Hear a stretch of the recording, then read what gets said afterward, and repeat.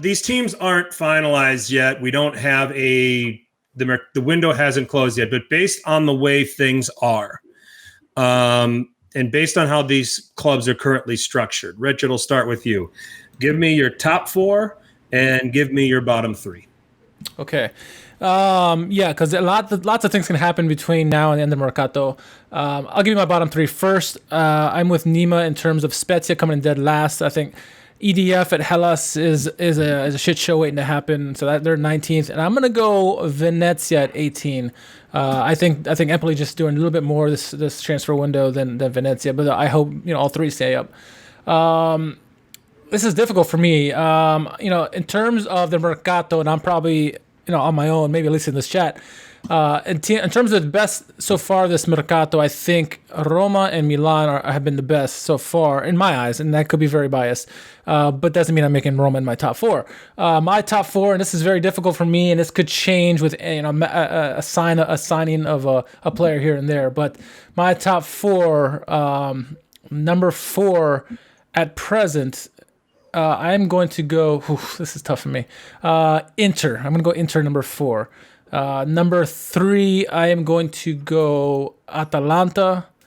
Number 2, I am going to go Allegri and Juventus, and I'm going with the homer pick of Milan winning the Scudetto this year, with the additions that they've made and the consistency of some of the players they have. Oh, you really? Yeah. Well, now you're putting yourself out there. Okay, you've got. You got to take off those red and black contacts. At least and I'm a Milan supporter, and I'm telling you that. So I got it right with Inter last year, right? So we'll see. All right, that I guess we got that going for us. Nima, your top 4 and your bottom 3, and I understand. And now listen, we all once the Mercato closes, we all get to go on Twitter and change it. Thanks. I was going to say because usually I'm very conservative when it comes to the Mercato, but this year I think a lot is going to happen by deadline day, in all teams. So I think this is basically as things are today, and as things are today, I have Spezia dead last, Hellas 19th. And I have Venezia 18th. Okay. I have Empoli as my surprise team of the season. I think they're going to do pretty well. And I think Salernitana are going to end up around 15th, 16th place. I think 2 of the 3 make it. As for the top 4, as things are today, Juve champions, Inter second. Atalanta 3rd, Napoli 4th, Milan 6th, Roma 5th, Lazio 7th. But it won't be that many points separating. It's going to be tight, very tight. It's going to be very tight. I don't think we'll see it like last season where a team runs away with it. I think it's going to be between 1 and 2 is going to be somewhere like 3-4 points. I think between 3. But the other place is going to be between 6 points, 6-7 points. I think it's going to be tight as hell. Yep. All right. So my bottom 3, I'm with you guys on Spezia. I've got them 20th. Just the second season syndrome. It happens to teams. They'll be victim of that. I have Salernitana 19th, and I have Empoli 18th. I think that I hear your points about Di Francesco and Hellas Verona. But much like the situation with Cagliari last season, where Di Francesco nearly screwed that up, they got him out of there. They rescued it with Simplici. I could see Hellas Verona doing the same thing. And I think that they still have enough quality there to avoid that happening. Well, who do they bring in? Do they bring in Claudio Ranieri then? Or, who do they bring in? That's what I'm thinking. For me, I don't want to see Di Francesco in this league anymore. No, I'm done with him. I'm finished. Especially if he fails now, and don't bring him back. I expected him to fit beautifully at Cagliari when he was appointed last season, and he just. No, I knew he was going to fail. This guy is awful. He's awful. He's not a coach. He's.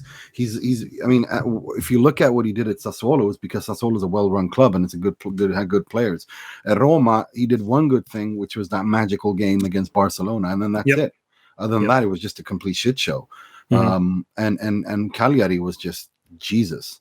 I think Semplici completely saved their asses, and I'm glad he was allowed to continue.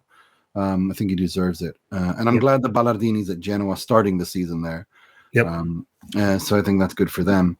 And one thing I do like about, just as a side note about Atalanta is if they get rid of Duvan Zapata and he goes to Inter, I like the replacement being Andrea Belotti. And I like that they're going after Zappacosta to replace Hateboer, who's injured. Mm-hmm. I mean, it just fits so well. Yeah. And if everything you do is right. It's just so right. They're so well run. Yeah. They're so well run. As my colleague on the Italian Football Podcast, Carlo, says, pound by pound for pound, the best run club in the world. Yeah. It's unbelievable how well run they are. And I think Belotti there would just be insane.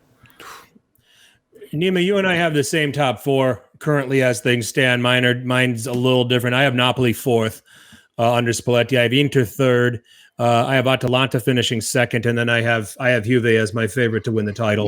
Yeah. But your 5, 6, and 7 is exactly the same as mine. I've got Roma sitting fifth right now, Milan sixth, Lazio seventh. As I said earlier, I think the team that everybody should keep close watch for is Fiorentina. Yes. I think eighth. I think eighth, ninth is extremely realistic for how they're set up, for how they're managed. I got them nice. And it will not stun me if they are, fighting for whatever this conference thing that UEFA invented. That they could possibly contend to be a part of that, or maybe even snatch a Europa League place. If they do that, it would not surprise me. Now, all of this hinges again on you better keep Vlahovic. Otherwise, you're suddenly putting yourself into making some reinforcements. So Fiorentina is a team that I think you're going to watch out for. We've talked at length about Spezia and Hellas Verona and how they're going to really struggle this season. I think Udinese is going to struggle a little bit this season. I had them on my notes as a team that's going to struggle. Silvestri's solid. I rate Musso a little bit better.